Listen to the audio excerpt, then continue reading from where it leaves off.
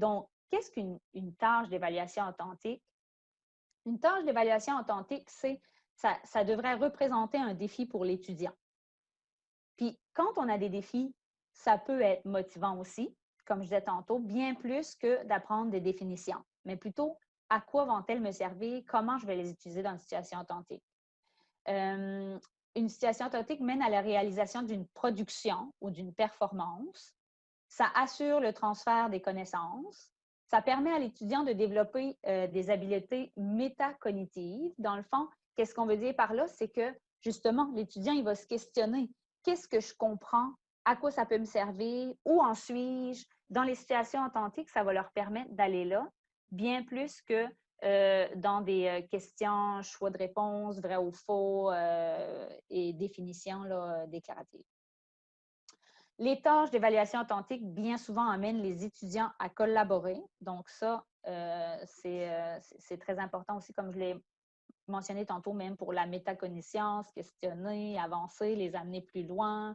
Un autre étudiant, souvent, n'a pas la même façon d'amener les choses que l'enseignant. Donc, là, ils sont dans leur langage, ils se questionnent, ils s'entraident. Voilà.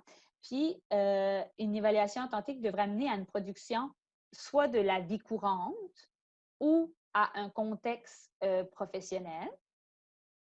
Puis, ce qu'on dit aussi, c'est que dans une situation authentique, il faut leur laisser le temps, il faut leur donner le temps il faut leur prévoir des moments de discussion, puis beaucoup de rétroaction de notre part.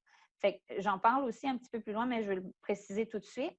C'est sûr que ce que ça amène de faire vivre des situations authentiques aux étudiants, c'est clair que c'est que l'enseignant, il doit utiliser son jugement professionnel, puis ça demande une bonne rigueur quand même. Tu sais, c'est sûr que pour l'enseignant, de faire passer une évaluation à vrai ou faux au choix multiple, la correction est bien différente que de corriger une évaluation authentique.